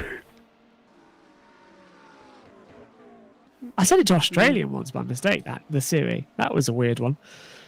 Wait, you set your time to Australian? No, I set my Siri to Australian. Oh. That was a weird day. You fastest lap time in GT3s by Roland Zooks? 1:19.433, fastest 3 sectors across all of them as well. What So, then? yeah, closing up. What's that? Yeah, best lap time to come up again, as you say.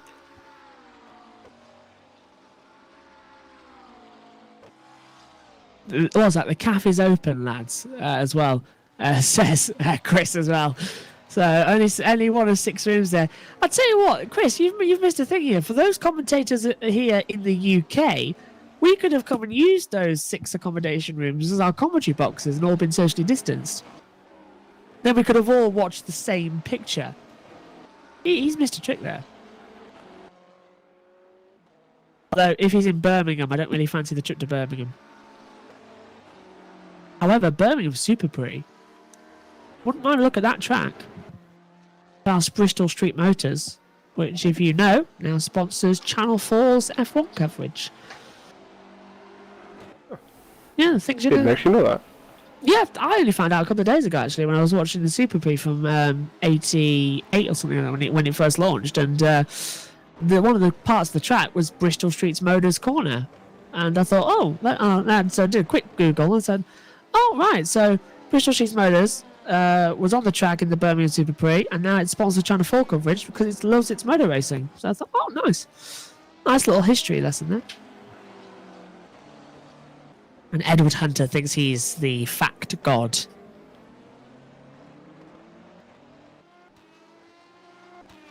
What's this? We're all locked, says Chris, and I'm in Sheffield now, actually. Oh! So you're only 52 minutes away from myself. Very exact time. I know the train times. Train time is, I think, 52 minutes away from here. Well, it's halfway between there and Nottingham, isn't it? Just in the opposite direction. And I do that run a lot to Nottingham. It's the quickest way to actually get to Silverstone, believe it or not. If you want to get to Silverstone from where I am, you hop on the train, go to Lincoln, take the train from Lincoln to Nottingham, and then from Nottingham you can either get to Donington or straight to Silverstone as well. Very like a lot of stations. 6. 6. Yeah. And 3 changes. Oh. Don't presume to know my mind. I'm not the factor god. I'm just a factor god. Oh, thanks, Ed. Oh, you're not the fact god. I'm just a fact god. Thanks, Ed. There are multiple. Big one there. Who is that? I think that's a Ferrari, and I think that's the number 1. Yep, Ferrari number 1 off in the wall.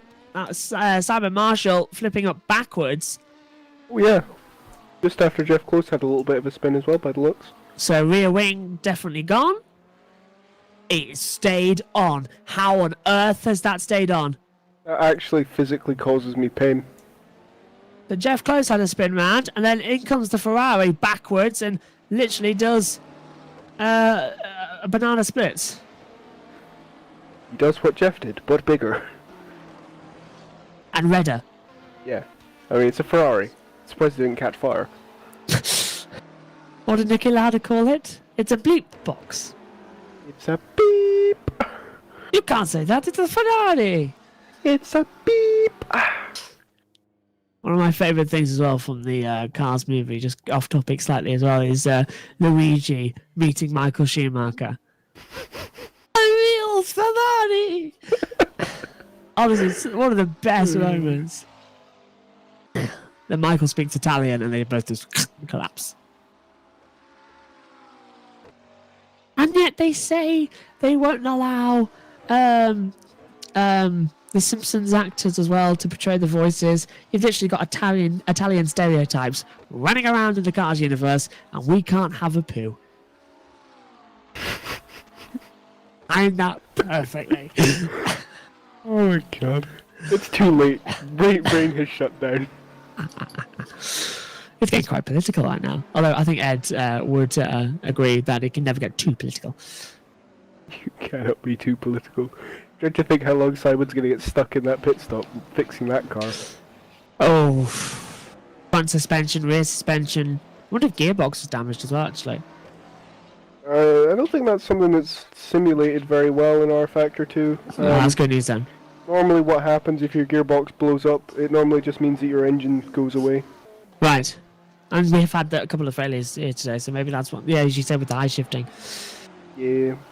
Just trying to get too much to engine braking out of it. It's not like these cars have downshift protection. That was the word I was looking for. 25 to go. Not that long. And then the checker flag will come out. We'll classify the winners. And we will talk with race winner in LM-P2 and the new champions as well. The Mugen Sim Racing 21 squad. And then we'll call it a night as well. Chris saying as well, I legit had the Ferrari on its roof on Friday and it was completely fine, not even any suspension damage. The damaged model of the Ferrari is so yank. It's a feature. Yeah. It's a security feature. We've had similar experiences with pretty much every car. I remember at Sebring I completely rolled the LM-P2 and it was pretty much fine. And then one of my teammates boinked the wall at Sunset backwards at genuinely 15 k's an hour and the rear wing ceased to exist. Physics need to be improved to be realistic, I get the feeling. Then again, I suppose it could be realistic. We do see that in Formula 1 quite a lot, don't we? Literally, they can survive massive accidents and then somebody treads on it and it breaks. and then somebody looks at the rear wing or the front end plate the wrong way, and the whole wing just disassembles itself. I've seen that happen. Yep. Mark Webber, Silverstone 2010 springs to mind. And Sebastian Vettel, to be fair. Well, but so I was thinking Sebastian Vettel at Bahrain. Was it Bahrain? Yeah. It was a night race. What happened in Bahrain? When he had the flat spots, yeah, and the whole front wing just just fell off. exploded. Yeah, I don't even know what caused that, to be fair. Did he touch the back of Stroll? I thought it was just because when he spun, he had such bad flat spots and racing to get it back to the pit That was lane, it. It basically Yeah. shook the front wing apart. You're right. Yeah.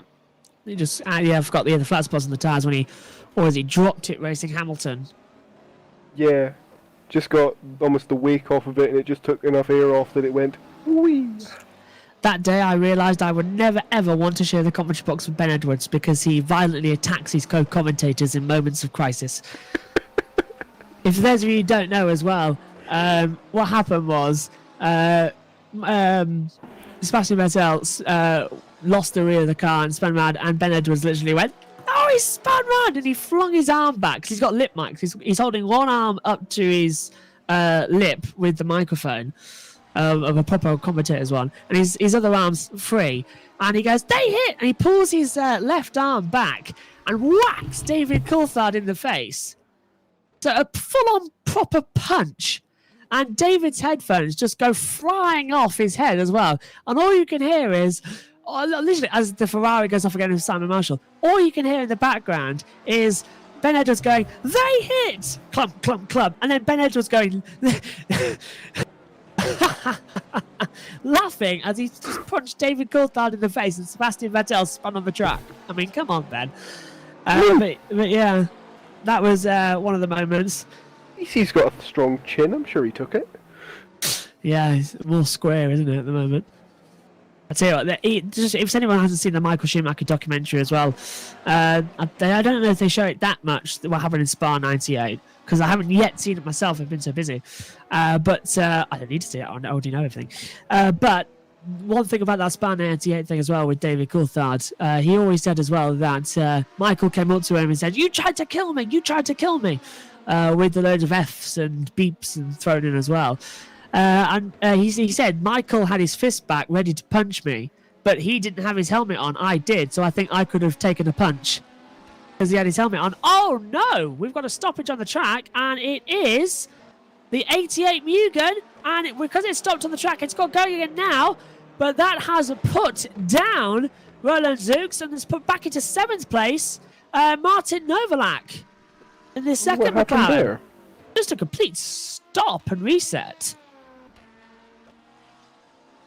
Yeah, because it was just bouncing through the gravel, just like up against the wall, and then it just sat there for a while and then proceeded to go forwards again. That's a very odd one. Very bizarre accident out there. Yeah. I wonder if he just left it in like too high a gear or something, and when he tried to get going, it just Lost balked it, or yeah. what? Yeah. Oh, Very bizarre, yeah. it's like normally they keep it just kind of bounced off the wall and then just. I imagine it was spinning. It Yeah. almost certainly was. Oh, speaking of spinning, I think that was the DAC hacker's car off at the bottom of the corkscrew. Yep, just got back on as well now. I think he's got going anyway. Yeah. You hear me? Oh, Oh, going off now, isn't it? Yeah, gotta have a final mad 20 minutes. They always do, don't they, as well? Yeah. That's the thing as well. They always do slightly come back more towards the end of it. Getting to the end of everybody's stunts, it's obviously been a while. There'll be a few tired drivers out there just now. Like, I know Pro Brad in the 90s doing 4 hours straight. Oof. Because it's 20 seconds to swap driver. So we basically planned on doing as little driver swaps as possible in the V-Cups that we'd claw some time back. Worked out? Yes and no. We've kind of stagnated in third a little bit. But I said could be worse. Could be stagnated in 5th or DNF'd. Absolutely, like we're seeing right now as well. As Zux comes into the pit lane, actually. It wasn't spinning the correction, he just steered into the wall like his wheel stopped responding. Uh-oh. That is odd. He's in the pit lane now, see if he swaps drivers out then.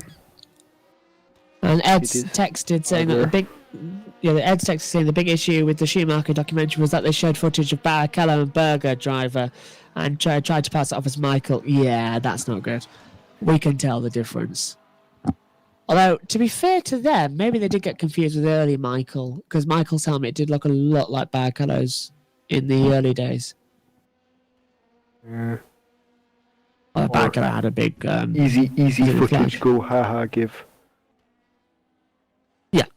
Just literally pass it off as anything you like, yeah. Yeah.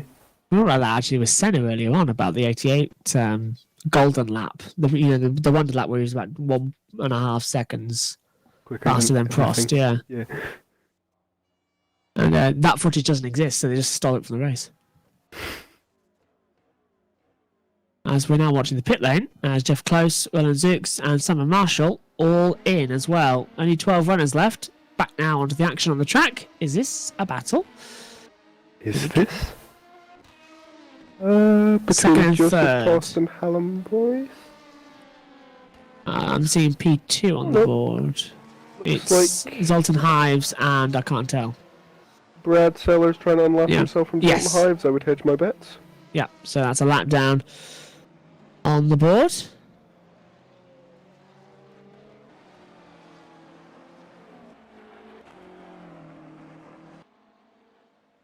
The Iris 7 squad are going to be joining us post-race. I'm just being informed as well. Chris Kayaks will be dragged into the commentary box before he gets a chance to run away, says Ed. So, Chris, if you're listening, I know you're probably driving right now, or managing the team, but you will be kept in here as well. Well, he's driving at the moment, isn't he? He is leading the race for the 21 squad. Yeah. So I think you should probably have to speak with the 21 squad, because if this goes the way it is, it looks like it's their championship in the bag for LM-P2. Absolutely, and that wraps up one title. GT3 will still be all to play for, though. Admittedly, 28 points between them, so they can literally just cruise around Spa. But that is going there as well. But yeah, Ed said Ben.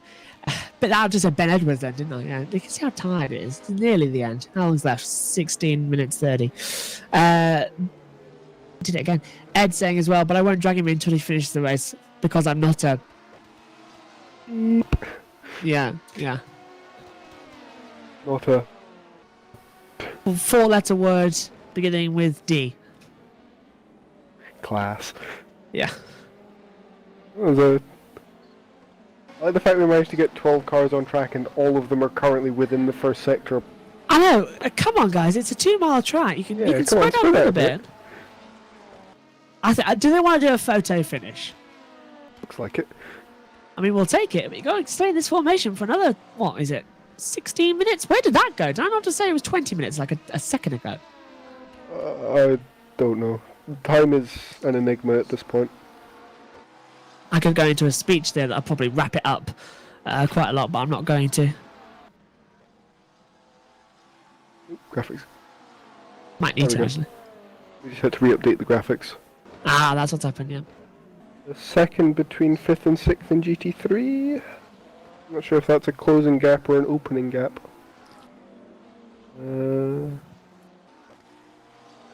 Closing. It's just dropped to 1.5. Oh, and off! Another Mugen again. The 88. Yes, it was. That 88 with Roland Zooks on board is slipping and sliding everywhere. Tyres gone, probably? Maybe. I'd be surprised. I mean, unless they went for a double to try and catch Novak, which is possible. Basically, try and get in front of him and then have the track position to hold it. Eddie has 2 laps margin to the 70. It's just text through as well. Yeah, and Hannon's voice now goes through on the 73, so he's just lapping him through there as well. Chris is saying as well, where is this going on the board as I look at it in the monitor? McKibben purple sector 1. Are we still hot lapping this far in? Oh, wow. Let's go. Bonus point. He's going for the fastest lap, isn't he? That car already has the fastest lap. They just got a flex. Yes, new tyres as well, isn't it? Chris saying, yeah, but do you want realistic physics going into Spa in the middle of October? Good question. A good point as well. Oh, let's see, do we have a scuba gear option, or... Well, do we need? It'll be October, won't it? So I suggest fitting skis to the car, make them going down the opposite way of Eau Rouge, and longest one to have a jump wins. First one to end up in La Source wins. Upside down on fire, bonus points. Bonus points if you can melt the ice. And then we'll let you start the race. Yeah. When did we tell them that we were actually just going to ship them all out there to Spa to do that for real? I think you could take... to be fair, though, I think with the last race we had at Spa, I think we're about due a 24-hour race to sort of make up for it. And absolutely... Very true, yeah, very true. I did wonder, though, during that 4.5 hours of commentary that was a race that never was. Oh, and Jeff Close going way off the track. Oh, it's not Jeff Close again, is it? No. Oh, yes, it is. Yeah, Jeff Close in the number 87 is going way off the track and just completely cutting the corkscrew. I did wonder during that race as well, at Spa, could they have taken a jet ski round?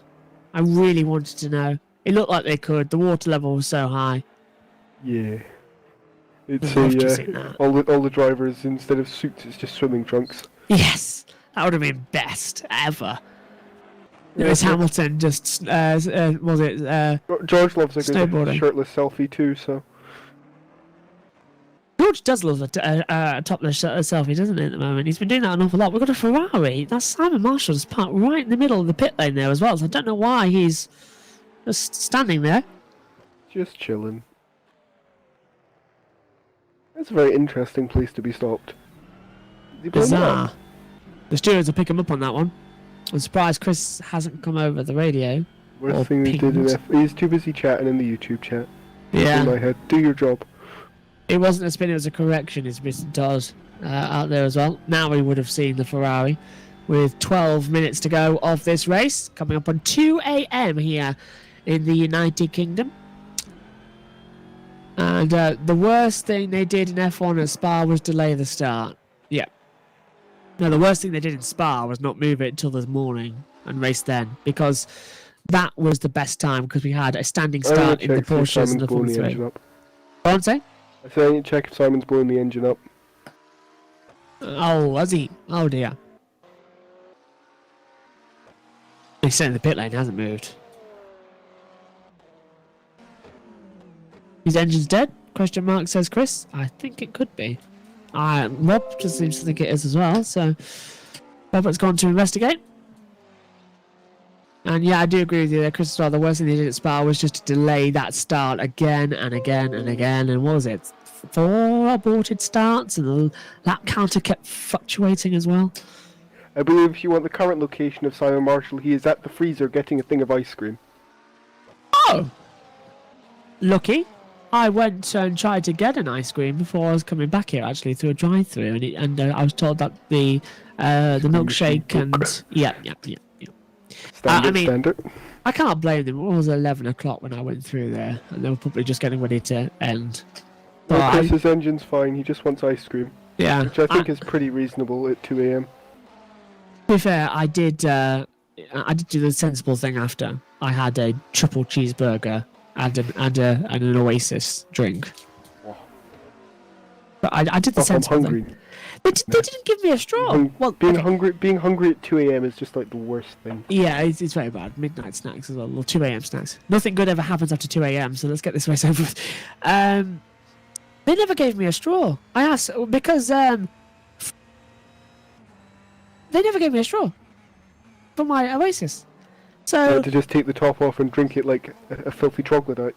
No, what actually happened was they gave me a spoon. This is genuinely true, and I've still got the spoon. They gave me a McFlurry spoon. I was thinking, what? So I asked for McFlurry. They haven't given me it, but they've given me. So I asked for a drink instead, and they gave me the drink and the McFlurry spoon. I just imagine you sitting there spooning some Oasis into your mouth. I'll be honest. I did worse than that. I used my big brain and realised that the spoon just above the spoon itself, it had a little hole in it, I know where this is going. So I thought to myself, well, there's only one way. So I jammed the spoon through the cup holder top of the plastic lid, and because it's a square, it was at McDonald's, so it was a square. Yeah, they've got like top. the square top on the McFlurry thing. Yeah. So, and there's a little hole at the bottom as well. So I stuck the spoon in and made sure the hole was below it, and I just literally just drank through the spoon. I drank my Oasis through the spoon.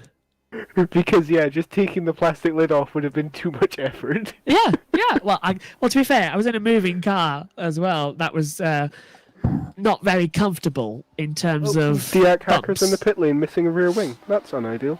Ah. So that's second in class as well. He's going to be passed by Bradley Sellers.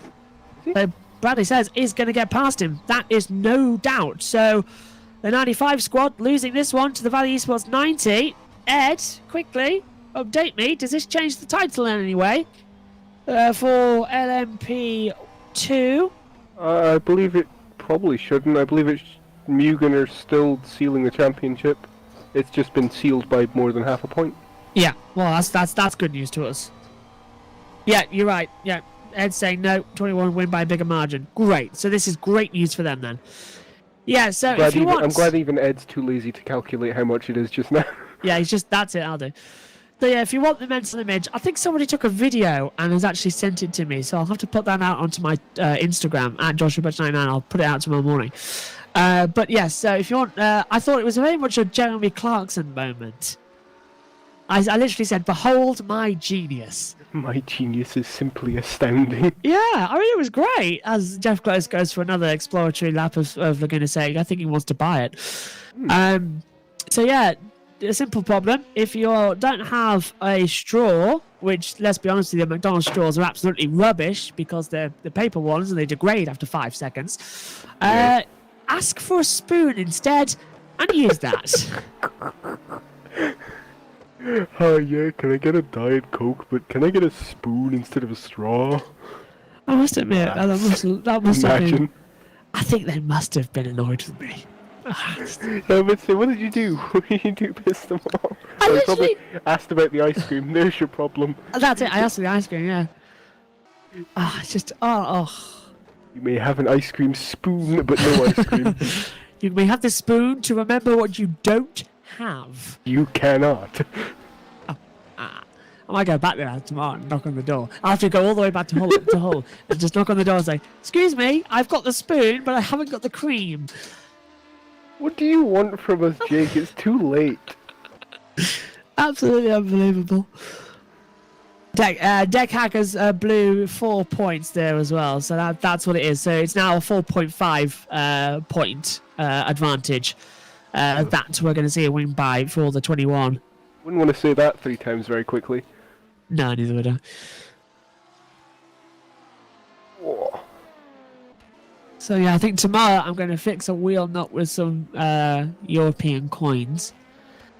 And then I'll fix a brake light, and then, I don't know, invent a car, give it to Nikita Mazepin.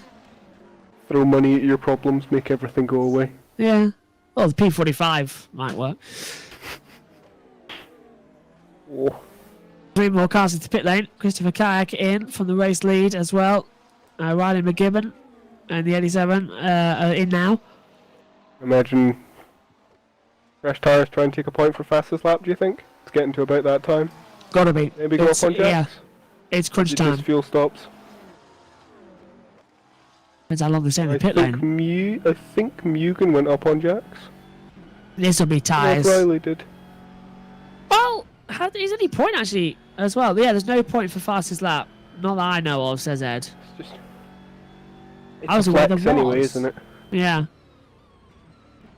Well, with 5:45 to go, this must be fuel. I can't see why at least the race leader would risk it for fastest lap. Nah, race leader was only stopped for 21 seconds. Although that is yeah. quite a long time for 5 minutes worth Yeah. of fuel. Maybe he took tyres. I'd love to see what's going to happen, yeah. What was it, Yeah, 4:25 to go? I used to have the pit timings of this car down to a T, and now I genuinely can't remember them. That's actually upsetting. I'm really gonna take my own fastest lap. Pain. That'd be the ultimate irony, wouldn't it, for today? Not fair. Oh, what a very long day and strange day But this has Jake, been. he's driving upside down, so what's your excuse if he beats you? Oh! Jeff Close again. He has explored every single inch of Laguna Seca. I am convinced he wants to buy it. He's very much not having a good day. I think he's just gone rally crossing now. I think he's had enough.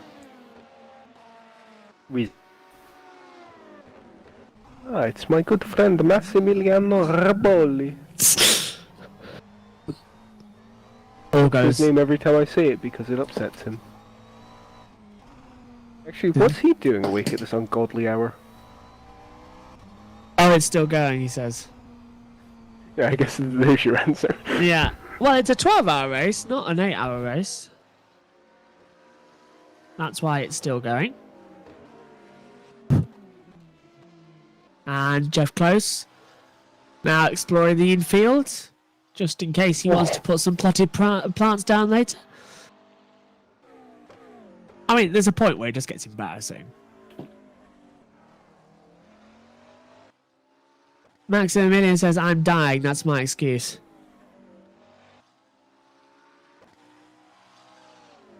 That's getting very thingy at the moment, isn't it? Very active in the last couple of minutes. But hang on, who took my advice? Own up, who set the alarm 2 hours ago to wake up for the end? I don't think Massey ever sleeps, so I can't really blame him for that one. In the purple middle sector, let's go. Ah, race leader, yeah, and Ryan McGibbon pits again, as does Jeff Close, so the two Iris Automotive cars in. I wonder if they are going to try and do a 1, 2, 3 across the line. Maybe. A little bit of a photo finish as well that they want to get out there for Christmas cards. They've got a decent advantage all the way round.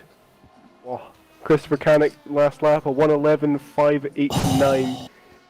That's that for a long, long time. Is that hundredths, would you call that? No. I can't see the fastest lap over. What? Okay, Jake Dennett did a 1:10.840.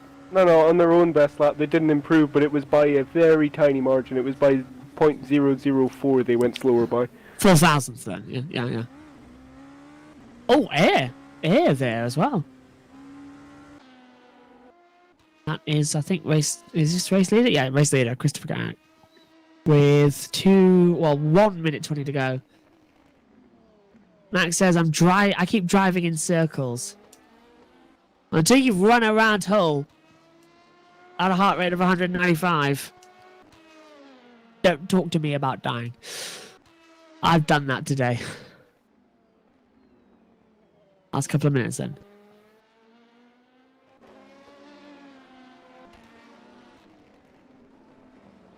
Ed, I know you're listening. Is there anything, if you want to say anything, give me a text and I'll read it out for you. In this championship, conclusion for LM-P2. He's just Christopher Carrick just at the fastest first sector of anybody, at 22.282 as well. So he's absolutely monstering at it at the moment. And let's hope as well that this is not going to be like we had at Le Mans, and we're going to have a nice, calm finish as well. 2 more laps as well on the board, says Chris. And we're getting there, ready for the end. Go on. Yeah, are you reading these as well, Robert? As well, this is live. Watching. Right. Absolutely going through as well. Can't read out half of it, but it's all going there. Please don't beat it.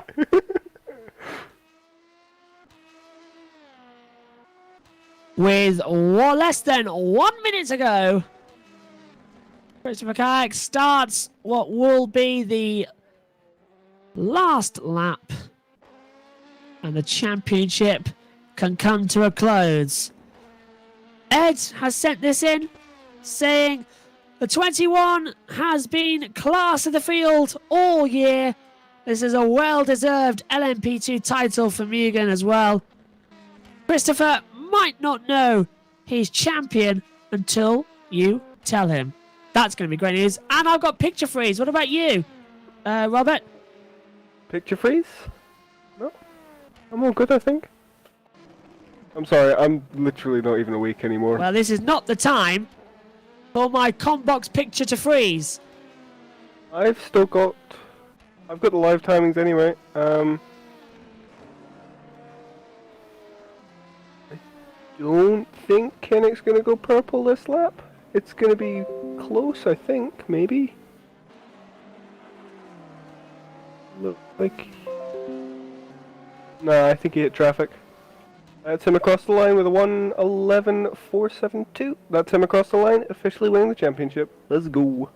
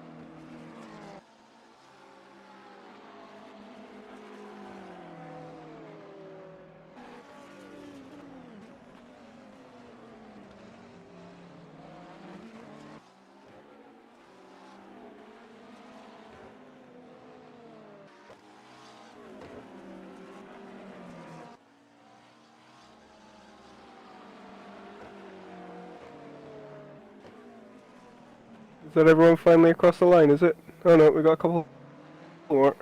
Filthy stragglers. Yeah, man.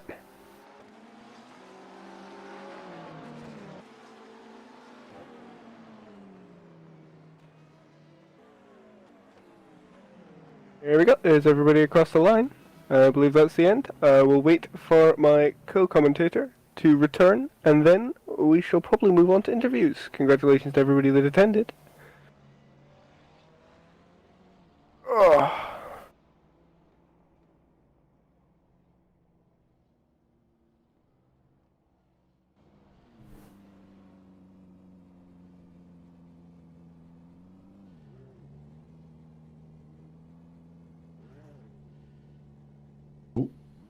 You there, Robert?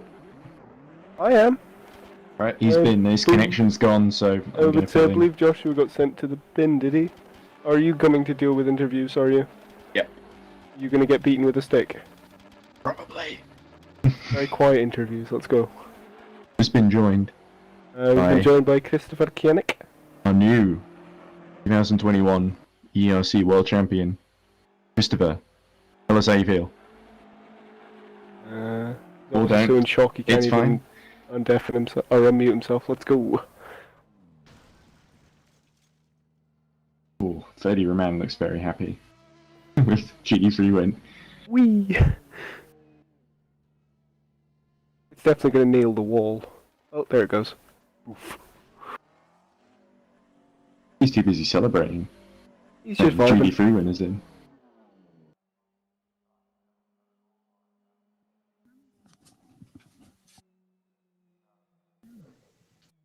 We're just dragging everyone in, are we?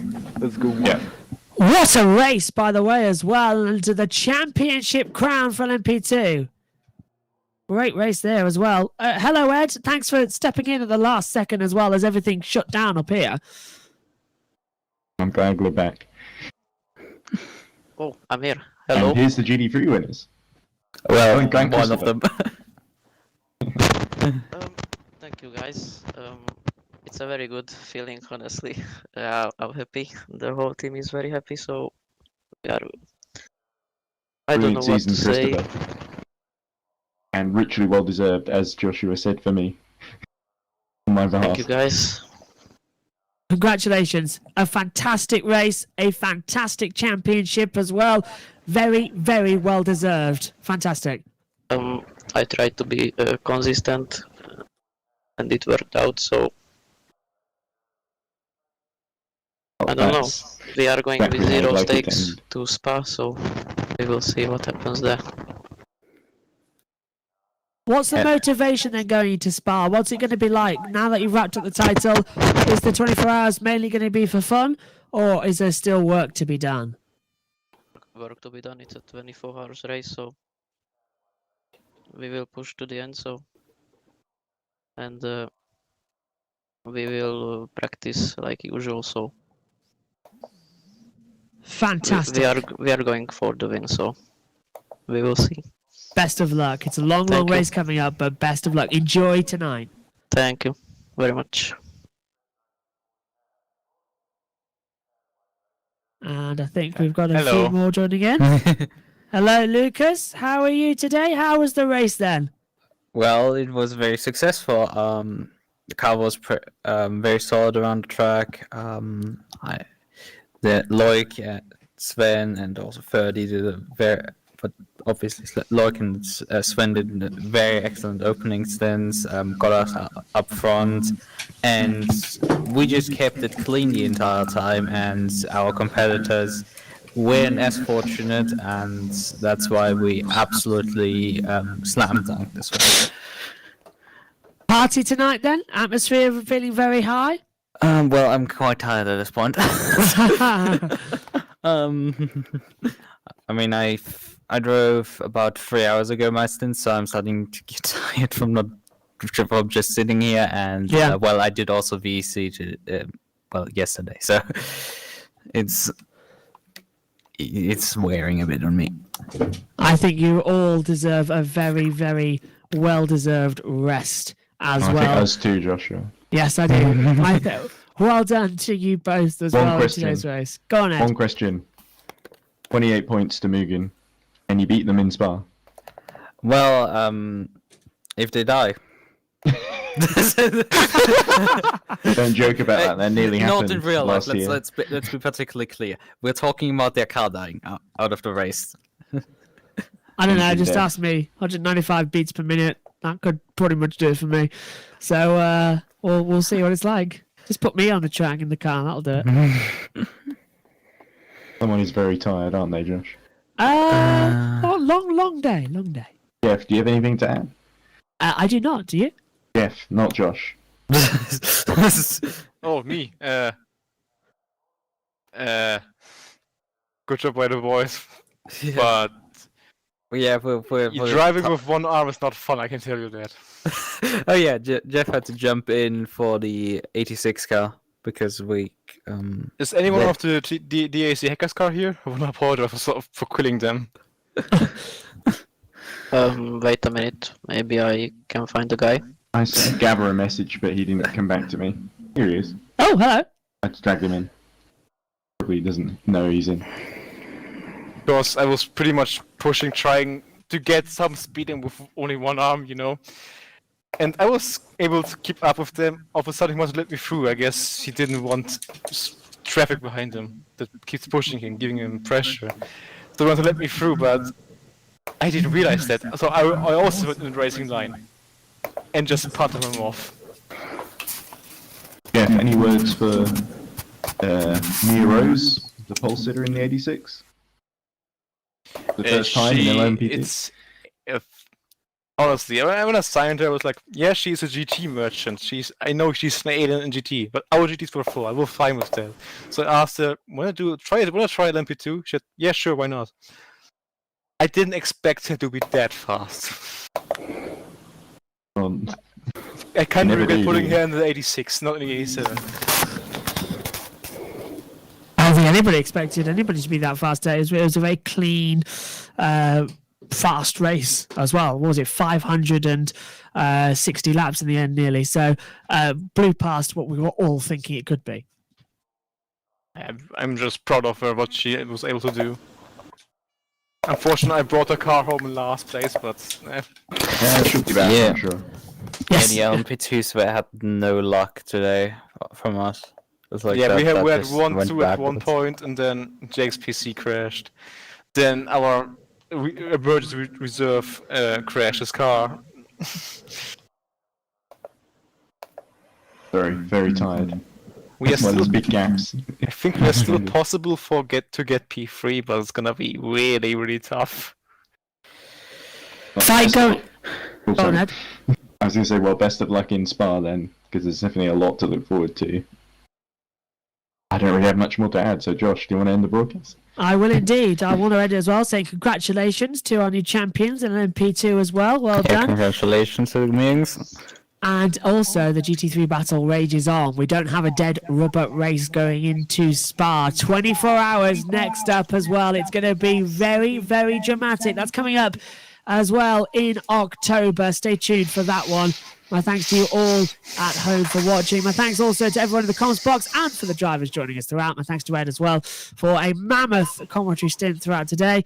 And we will leave now Laguna Seca with a new champion in LM-P2. Thanks for your company. It's bye for now. Amy. Congrats, Christopher. Thank you. It's such a good feeling. Oh my god. I can imagine. After this painful race, honestly, this track is just painful. I am in pain. I was glad I only had mostly left turns. Right turns were just almost impossible for me. My whole team was like, okay, chill now. We are 3 laps ahead, and I wasn't chill at all. I noticed you were going for the fastest